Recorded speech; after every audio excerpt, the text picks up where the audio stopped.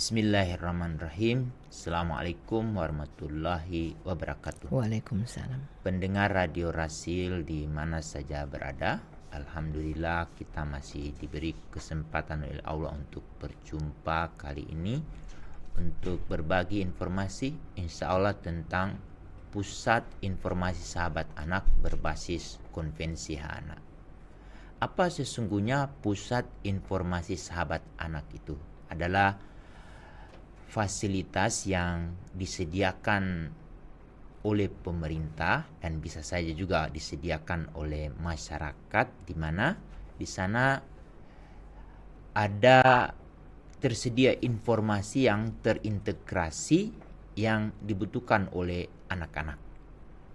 Karena kita berbicara anak itu harus berbasis pada Konvensi Hak Anak, selain ayahanda dan bunda perlu ketahui bahwa Konvensi Hak Anak itu di Indonesia mulai berlaku sejak tanggal 25 Agustus tahun 1990, di mana Presiden Soeharto meratifikasi Konvensi Hak Anak melalui Kepres nomor 36 tahun 1990.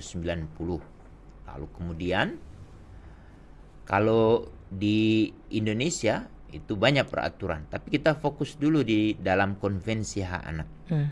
Bagi ayahanda dan bunda menghendaki agar anak kita itu mendapatkan informasi yang sangat bersahabat dengan mereka, itu sebetulnya di masing-masing daerah itu sudah ada perpustakaan daerah yang kemudian oleh Kementerian Pemberdayaan Perempuan dan Perlindungan Anak bersama Perpustakaan Nasional itu menstandarisasi bahwa di setiap perpustakaan berharap ada pusat informasi sahabat anak. Nah, bagaimana dengan ibu bapa yang ada di masyarakat?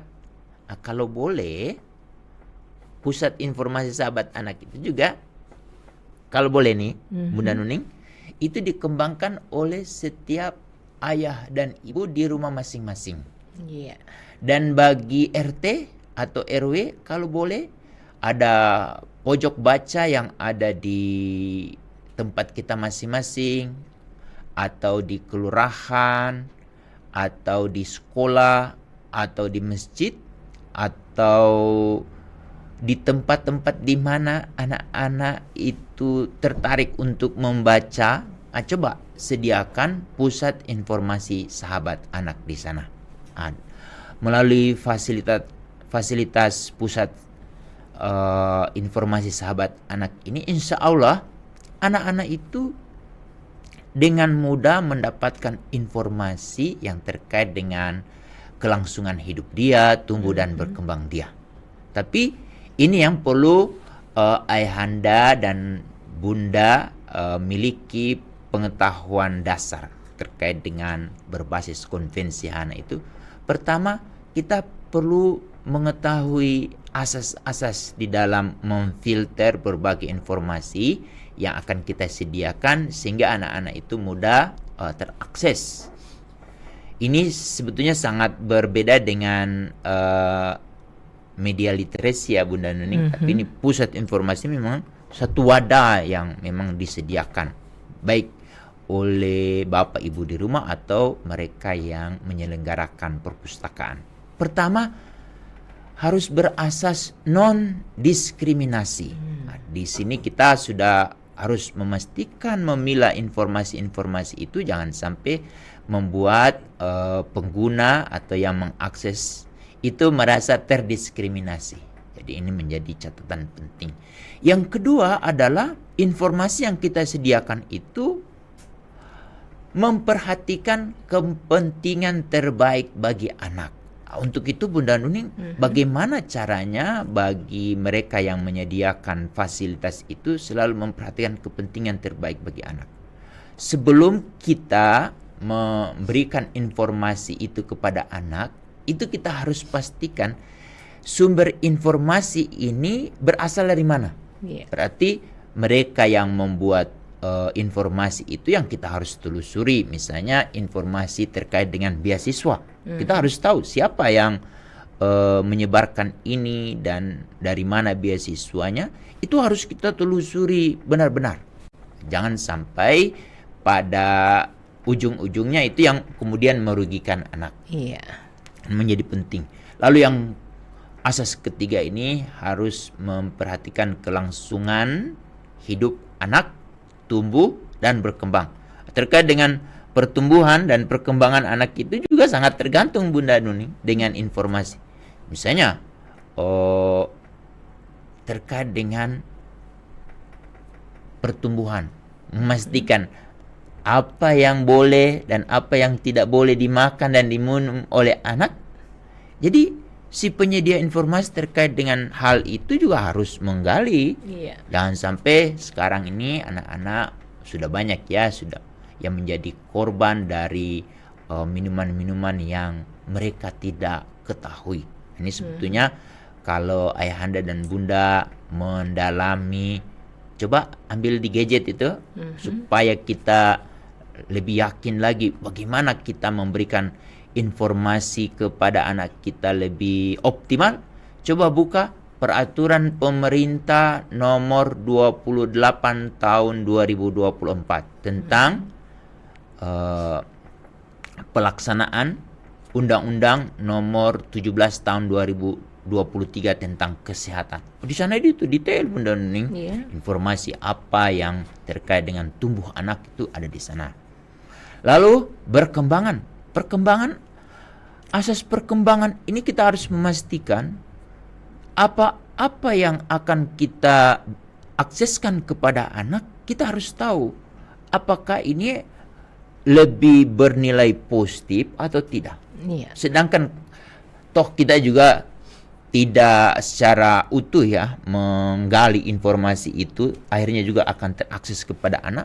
Terkait dengan asas ini juga orang tua harus selalu meyakinkan kepada anak, nah setiap informasi yang kamu akses di mana saja itu selalu ambil hal yang positif untuk pengembangan dirimu, tetapi juga harus perhatikan kalau ada informasi yang terkait dengan kekerasan, pornografi, intoleransi, itu hanya menjadi pengingat dirimu. Jangan sampai 3 jenis informasi itu terekspresikan melalui mulut dan tangan. Nah ini menjadi akhirnya setiap orang tua itu harus selalu wanti-wanti.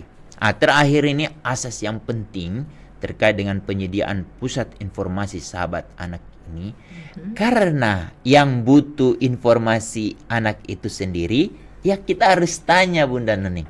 Nah, tolong pikirkan apa pendapatmu Bunda atau ayah atau kami di perpustakaan ini, informasi apa yang sebetulnya yang kalian butuhkan.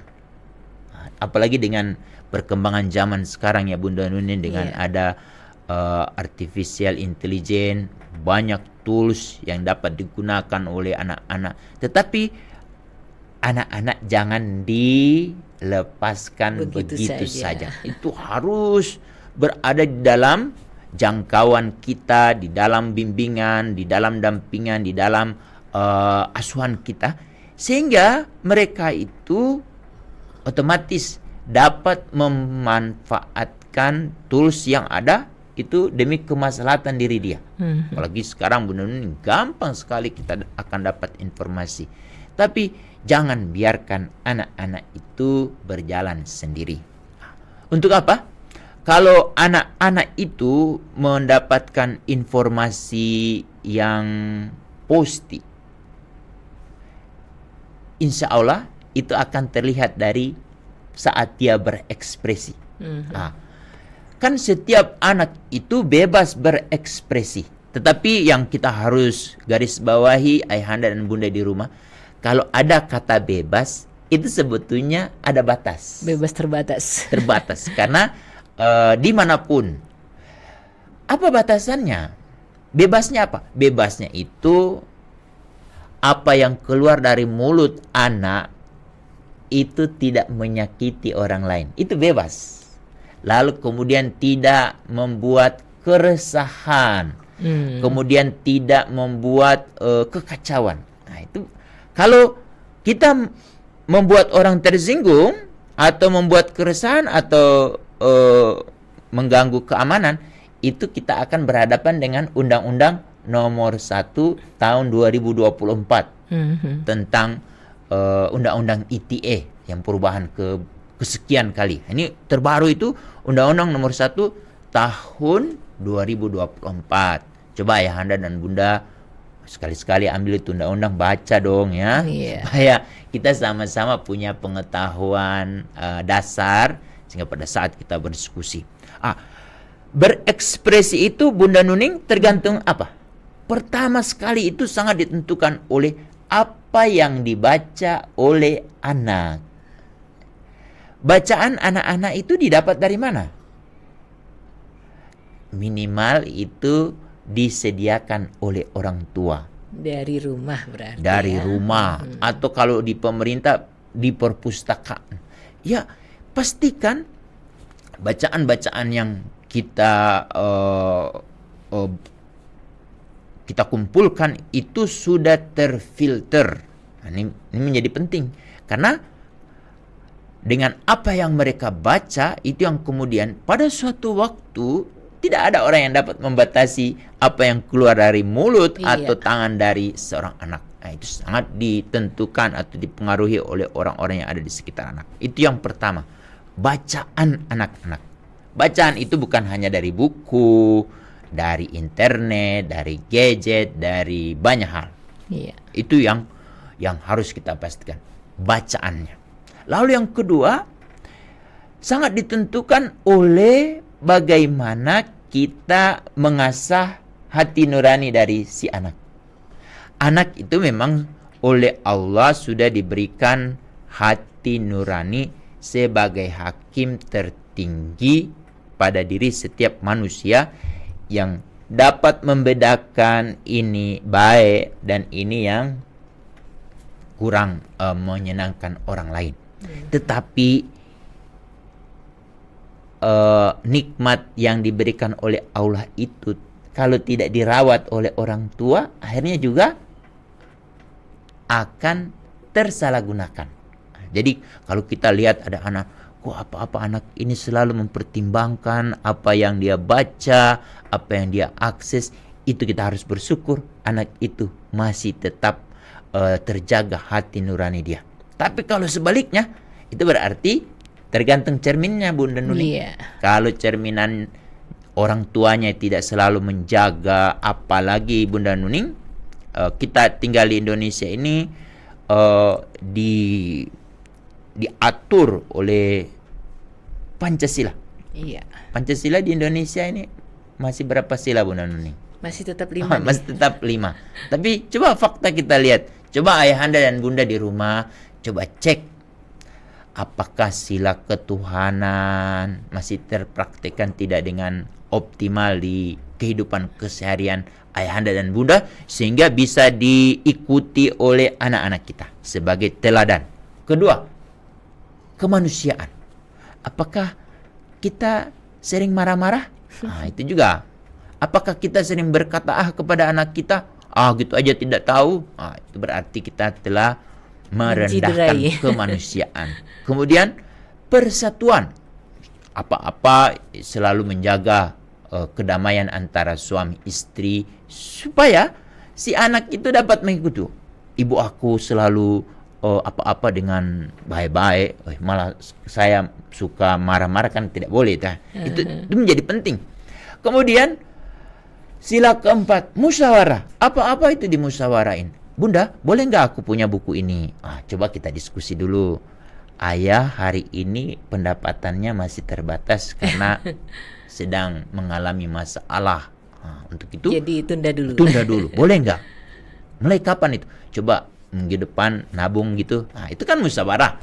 Lalu keadilan sosial. Ini ibu bapak yang perlu harus diperhatikan. Tapi yang tidak kalah penting untuk penyediaan informasi sahabat anak ini Bunda Nuning, itu harus menjaga privasi anak. Privasi ini yang kemudian kita harus memastikan jangan sampai kita asik mengakses berbagai aplikasi. Aplikasi itu kan selalu meminta alamat. Kayak kemarin saya mengurus untuk BBM ini, subsidi Petralite. Kita harus isi ini. Ini akan akhirnya informasi kita kan keambil sama aplikasi itu. Apalagi anak-anak kita kan akan ikut bimbel, apalagi sekarang ada kursus bahasa Inggris, bahasa apa saja, itu semua informasi kita dia minta. Kita harus pastikan data-data dari anak kita itu terlindungi. Jangan sampai tersalah manfaatkan. Begitu juga bagi mereka yang mengelola pusat informasi sahabat anak ini. Kan semua informasi anak itu kita sedot kan. Itu jangan sampai tersalahgunakan. Karena negara ini, negara punya sejarah sangat buruk untuk menjaga keamanan data anak. Menjaga data apa saja bocor. Kemarin kan Bunda Nunin tahu kan, terakhir ini data NPWP bocor. Ini negara karena kebanyakan isinya bapak-bapak yang tidak paham tentang IT, mereka terus jadi pimpinan. Nah, ini yang jadi masalah. Ini juga harus kita mulai pikir bersama-sama. Terkait dengan informasi sahabat anak ini, kuncinya ada di pengelolaan. Kalau pengelolaannya itu sudah sangat mengutamakan, karena di Indonesia itu ada 3 undang-undang Bunda Nuning yang melindungi data anak itu. Pertama, Undang-Undang Nomor 14 Tahun 2008 terkait dengan keterbukaan informasi publik. Coba Ayahanda dan Bunda coba ambil undang-undang itu. Lihat pasal 17 di ayat sekian, itu informasi anak itu tidak boleh kita umbar. Lalu kedua, Undang-Undang Nomor 11 Tahun 2012 tentang Sistem Peradilan Pidana Anak.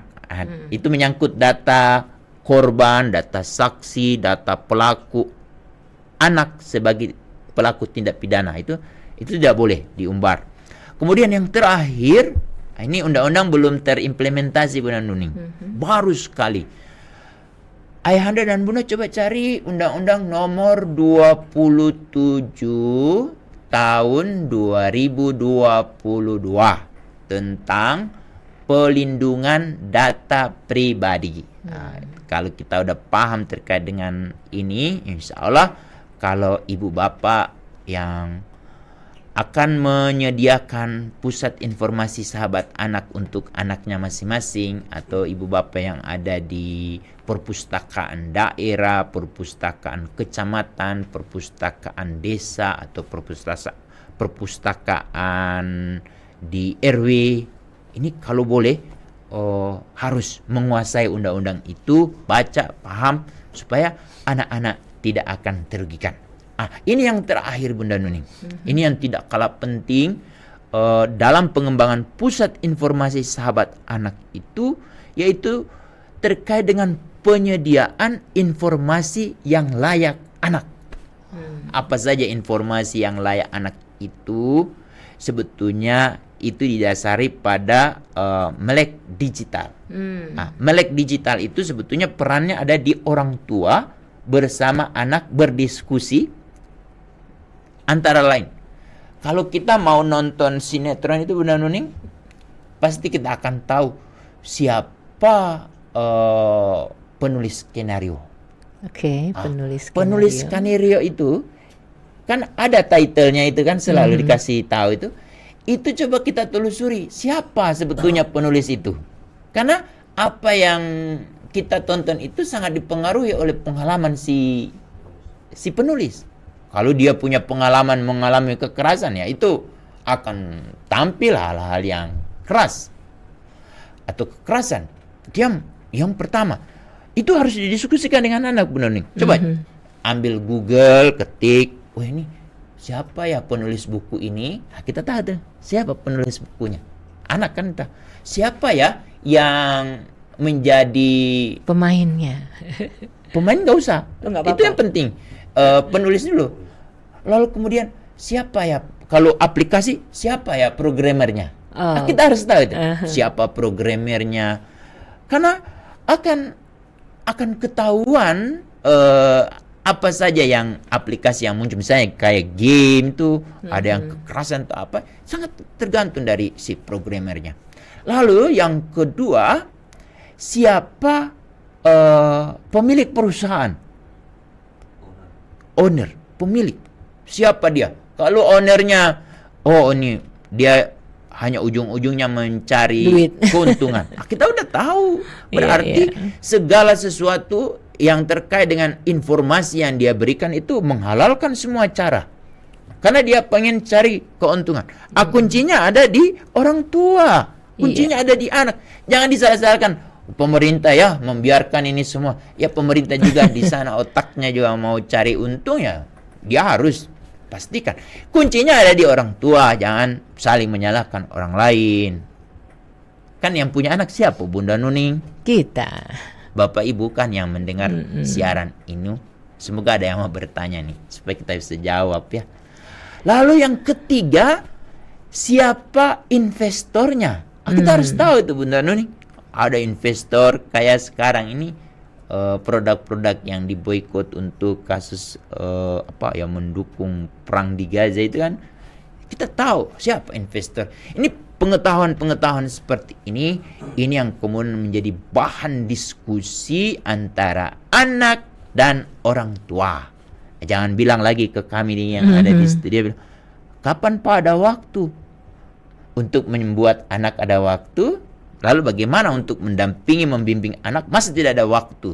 Kan anak itu adalah cerminan dari orang tua. Betul. Kalau orang tua menghendaki anak itu menjadi individu yang hebat, ya itu harus ada konsekuensinya. Ini poin penting dari yang kita bicarakan terkait dengan apa yang dikehendaki oleh Konvensi Hak Anak terkait dengan penyediaan Pusat Informasi Sahabat Anak. Pertanyaannya, pengembangan Pusat Informasi Sahabat Anak ini didasarkan oleh apa, Bunda Nuning? Itu pertama, coba Ayahanda dan Bunda lihat di Undang-Undang Dasar tahun 1945 di pasal 28B ayat 2. Ada di sana, setiap anak berhak hidup, tumbuh, berkembang, terlindungi dari kekerasan dan diskriminasi. Apa yang kita bicarakan tadi. Lalu yang kedua, coba lihat di Undang-Undang nomor 39 tahun 1999 tentang hak asasi manusia. Anak itu berhak untuk mendapat, mencari, dan menginformasikan informasi yang layak anak. Berarti Pusat Informasi Sahabat Anak itu harus menyediakan berbagai informasi demi kepentingan terbaik bagi anak. Kemudian Undang-Undang nomor 23 tahun 2002 yang dirubah melalui Undang-Undang 35 tahun 2014 tentang perlindungan anak, itu anak juga berhak untuk mendapatkan informasi yang layak anak. Ini menjadi penting agar ibu bapak ketahui bersama-sama. Lalu yang selanjutnya, Presiden melalui Presiden Jokowi itu menerbitkan Peraturan Presiden nomor 25 tahun 2021 tentang kebijakan kabupaten kota layak anak. Salah satu dari indikator sebuah kabupaten kota layak anak itu adalah informasi layak anak yang oleh Kementerian Pemberdayaan Perempuan dan Perlindungan Anak bersama Perpustakaan Nasional didorong ada Pusat Informasi Sahabat Anak. Ini juga menarik. Ini menyangkut tanggal 27 November tahun 2024. Kita kan akan memilih bupati, memilih wali kota, memilih gubernur. Coba sekali-sekali tanya, Pak calon, apa yang Bapak akan lakukan terkait dengan pengembangan Pusat Informasi Sahabat Anak sehingga anak-anak kita itu mudah mencari informasi beasiswa, mudah mencari pertandingan, lalu mencari informasi perlombaan, bagaimana mudah mencari tempat-tempat pemagangan, mencari sanggar-sanggar untuk pengembangan diri anak, lalu bagaimana memastikan anak-anak itu selalu mendapatkan informasi yang sudah terfilter. Ini coba tanya sama calon itu. Kalau dia tidak jawab, ya ngapain kita milih orang seperti ini? 5 tahun yang akan datang, ibu bapak, akhirnya anak-anak kita sama seperti sekarang. Cari apa susah, dibiarkan saja. Tanya sama orang tua, maaf mas, maaf pak, anak-anak sekarang lebih pandai dari kami.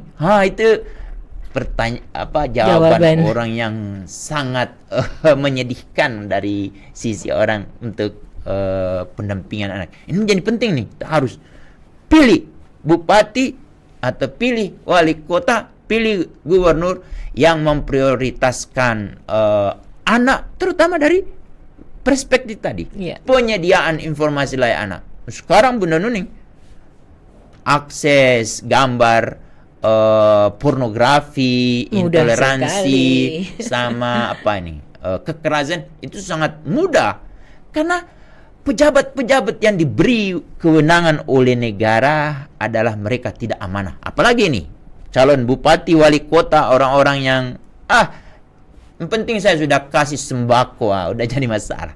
Penting juga nih ya kita ketahui. Terus ini yang paling penting juga, bahwa ada dasar untuk mengatur pusat informasi sahabat anak ini. Menteri Pemberdayaan Perempuan dan Perlindungan Anak melalui Permen PPA nomor 12 tahun 2022 tentang penyelenggaraan kabupaten kota layak anak. Tapi lebih detailnya itu, apa itu pusat informasi sahabat anak? Kalau boleh nih, tolong dicatat peraturan menteri ini, dibaca, diambil lalu dibaca baik-baik. Itu di peraturan Menteri Pemberdayaan Perempuan dan Perlindungan Anak nomor 4 tahun 2024 tentang penyelenggaraan layanan pemenuhan hak anak. Di sana itu ada salah satu bagian mengatur tentang pusat informasi sahabat anak. Pusat informasi sahabat anak ini dapat berbentuk pelayanan langsung dalam ruangan atau gedung secara fisik, atau fungsinya dijalankan secara online. Bagaimana dengan kita di rumah? Ayah, ibu boleh nggak mengembangkan itu? Boleh. Karena yang memodali anak gadget siapa? Kita. Kita tinggal atur tuh teknologi yang ada di itu. Tapi sebelumnya kita harus training anak kita. Training dulu. Lalu kemudian kita tanya-tanya, nak, terkait dengan pengembangan dirimu, informasi apa saja yang kamu perlukan?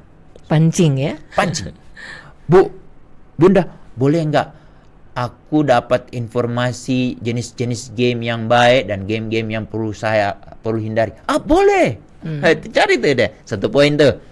Kenapa itu kamu butuhkan? Wah, itu kan bisa berdiskusi, bermusyawarah. Kapan itu? Cari waktulah.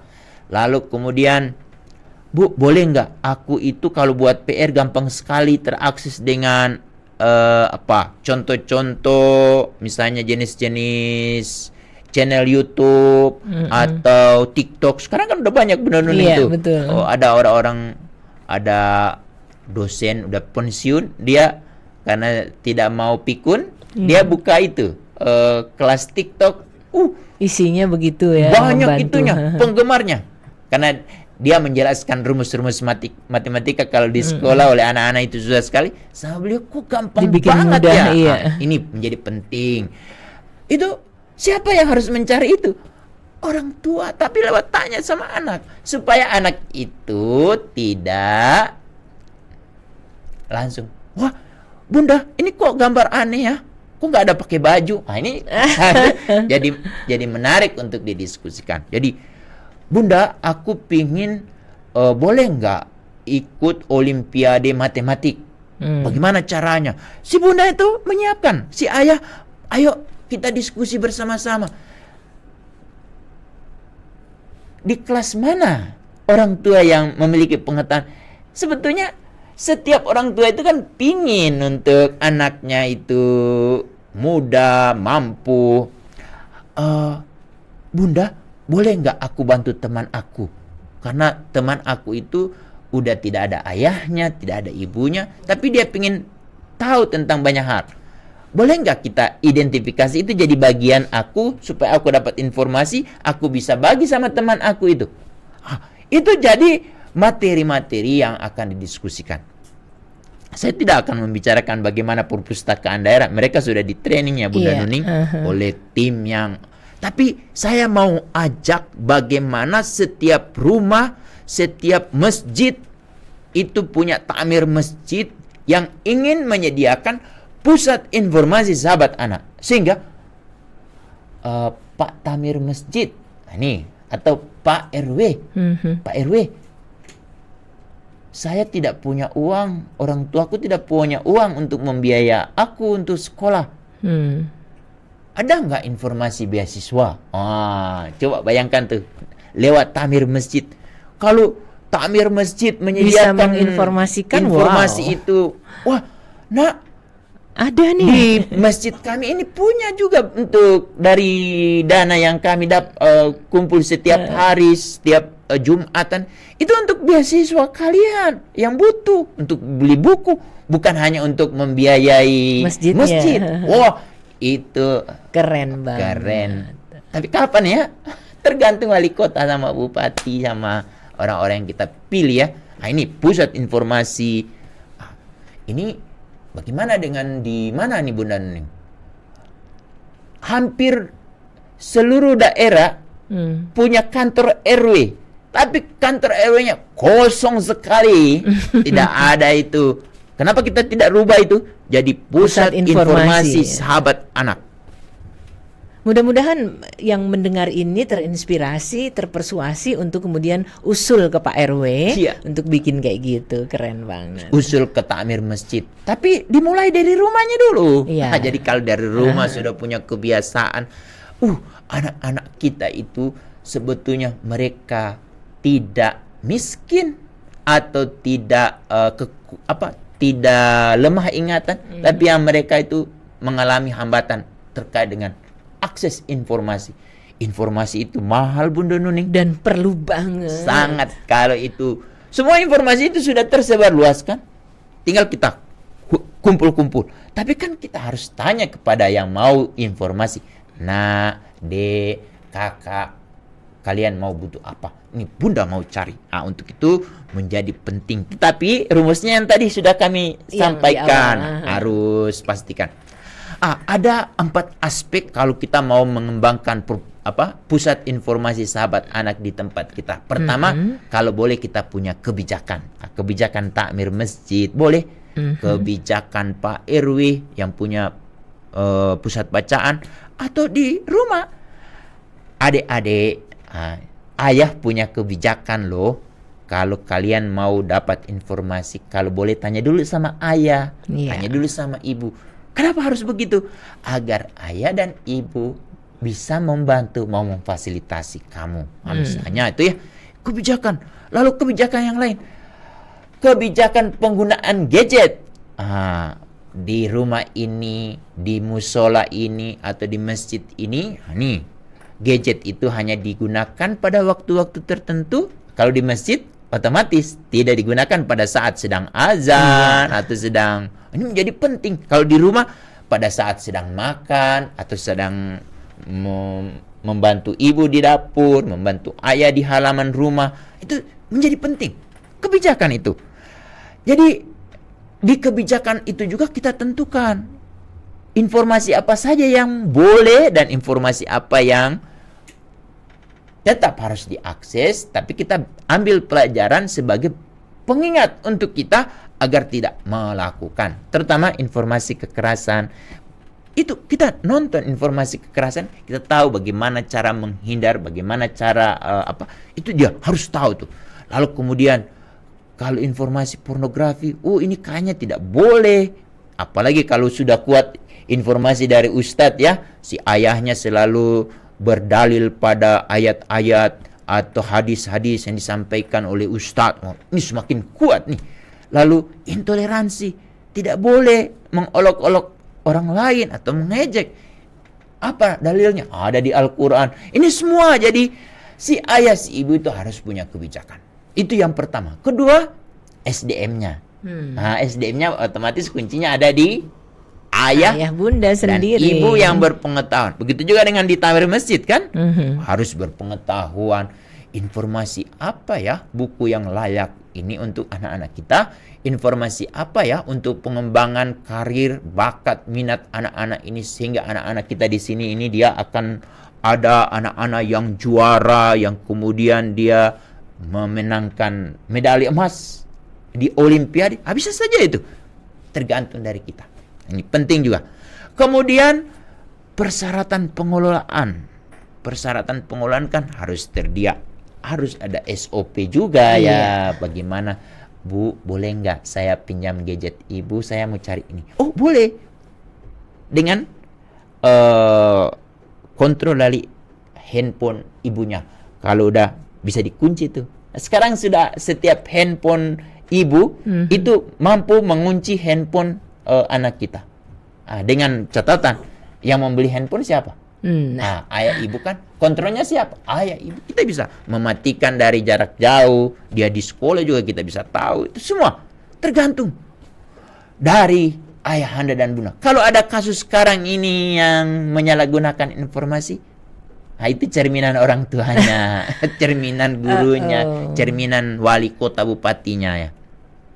Sekarang ada WhatsApp, ada apa Bunda Nuning? Ada SMS, jarang orang pakai WhatsApp, WA, Telegram, video call, semua itu yang memudahkan untuk menyebarluaskan informasi. Semua kontrol. Lalu persyaratan, tadi persyaratan PISA itu ya informasi yang untuk kemaslahatan anak. Lalu ibu bapak kan kita pinginnya PISA itu harus benar-benar untuk pengembangan diri anak kita. Untuk itu ayahanda dan ibu, ayahanda dan bunda, bapak ibu yang menjadi orang yang dipilih oleh masyarakat untuk memfasilitasi masyarakat termasuk anak, kita harus punya kode etik keselamatan anak. Karena banyak orang yang kemudian di balik itu juga setan itu juga ada Bunda Nuning untuk mengganggu. Ada anak ini sudah akrab dengan pengurus takmir, atau ada apa yang penyedia, itu penyedianya juga harus membuat hubungan itu jangan sampai rusak. Karena menyolek saja tidak boleh, atau memegang-megang tidak boleh, itu akan menimbulkan fitnah. Itu yang terakhir, itu menjadi penting, hindarkan fitnah agar layanan kita akan tetap kuat. Intinya adalah pusat informasi sahabat anak itu dapat kita kembangkan di mana saja Bunda Nuning? Di rumah, di RT, RW, di RW, di masjid, di surau, di kantor, itu semua. Yang intinya akhirnya anak-anak di sekitar kita itu mereka menjadi anak-anak yang hebat, cerdas, dan otomatis diikuti oleh orang tua yang hebat dan kemampuan untuk mengawasi dan mengontrol anaknya itu akhirnya tidak salah kaprah. Demikian Bunda Nuning, semoga bermanfaat. Amin. Ini betul-betul syaratnya adalah peduli. Kalau peduli sudah kita abaikan, itu semua tidak akan terwujud.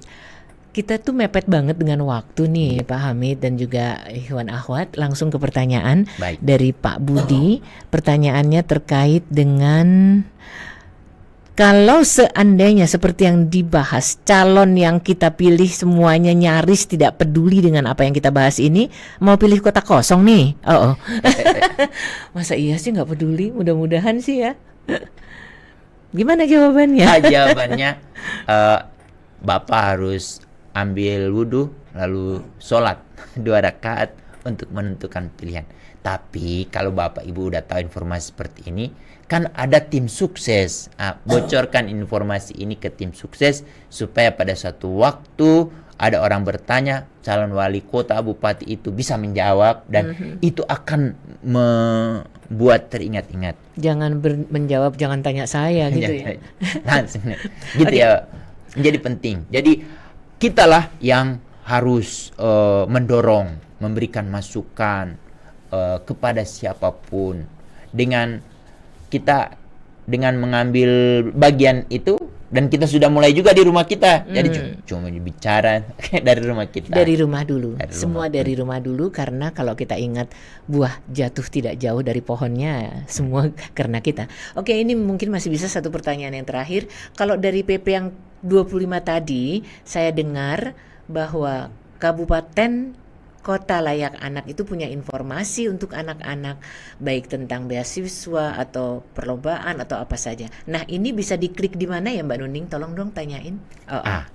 Ayahanda dan Bunda, tolong baca dulu Pepresnya ya. Yang nomor 25 Pepres tadi ya. nomor 25 tahun 2021. Itu yang pertama. Yang kedua, Permen PPA nomor 4 tahun 2024. Itu semua peraturan sudah ada. Lalu pertanyaannya, di daerah mana saja yang sudah ada fasilitas yang seperti itu? Di beberapa daerah seperti di kota Surabaya ada, atau di kota Depok. Kota Depok saya belum cek ya. Di kota Jakarta di Jakarta Selatan ada yang sudah sudah distandarisasi, atau di beberapa daerah lain. Intinya kebijakan ini terus didorong. Masih ingat nggak dulu ibu bapak, kalau kita cari beasiswa informasinya kok susah banget. Informasi itu sebetulnya setiap tahun itu ada, tetapi informasi itu tersimpan dan hanya terakses. Kan ada informasi itu, ada informasi tertutup, terbuka, dan samar-samar. Kalau tertutup, akhirnya itu hanya orang dalam, ordal, yang tahu itu. Lalu kalau terbuka, itu persaingan luar biasa. Itu yang kemudian coba kita berinisiatif. Banyak di internet itu ada orang-orang yang berinisiatif mengumpulkan informasi, tapi ada juga orang yang menyalahgunakan penyediaan informasi itu untuk kepentingan di luar dari yang kita harapkan. Untuk itu, penekanan pusat informasi sahabat anak ini, jangan kita mentah-mentang, kita jangan telan mentah-mentah informasi itu. Kita harus pilih-pilah, dan kita harus cross-check, verifikasi.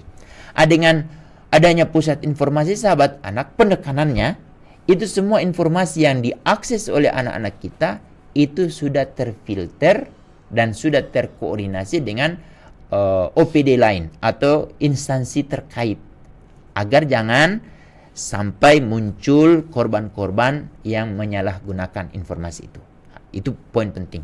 Kita coba searching, ketik di Google pusat informasi sahabat anak. Itu nanti akan keluar tuh daftar-daftar. Coba cek Bunda Nuning. Pusat informasi sahabat anak. Di berbagai kabupaten kota itu, kalau akan bupatinya ada ya. Bupati, lalu wali kota yang hebat, itu akhirnya akan mendapatkan kadis perpustakaan daerah yang hebat, yaitu yang berinisiatif untuk itu. Kalau kadis bupatinya tidak hebat, ya tidak ada kadis yang seperti itu. Oke, kita sudah di penghujung. Silahkan dengan closing statement kita terkait dengan pusat informasi sahabat anak. Baik, Ayahanda dan Bunda, kita berharap ke depan setiap anak kita itu terakses dengan informasi yang layak anak terkait dengan pengembangan diri dia, baik itu bakat dan minat, lalu kemudian pengembangan diri dia yang lain, itu sangat ditentukan dengan informasi yang dia peroleh. Bagaimana ke depan agar setiap anak kita terakses dengan informasi yang sangat positif atau sangat bermanfaat, itu sangat ditentukan oleh kemampuan dari ayah dan ibunya. Jadi ayah dan ibu bapak pasti punya gadget, punya teknologi di rumah, manfaatkan demi kemaslahatan anak. Bagi anak-anak yang ayah ibunya tidak memiliki fasilitas itu, kalau boleh Pak RT, pengurus RW, atau pengurus masjid atau rumah ibadah di mana ibu bapak tinggal, sehingga anak-anak itu dia akan selalu nak mau kemana? Ke masjid. Ada apa? Cari informasi sekalian sholat di sana. Itu keren banget ya. Otomatis itu sangat tergantung apakah rumah ibadahnya udah ramah anak belum. Nah, salah satu rumah ibadah yang ramah anak itu adalah pengelolanya sudah terlatih konvensi hak anak. Ya minimal ketemu dengan kami lah, latih-latih gitu. Demikian. Terima kasih sekali. Semoga apa yang kami sampaikan hari ini bermanfaat, dan kita berharap kepada Allah yang sudah memberikan cahaya kepada kita akan memberikan cahaya lagi sehingga kita yang sudah lembut menjadi lembut lagi. Demikian. Assalamualaikum warahmatullahi wabarakatuh.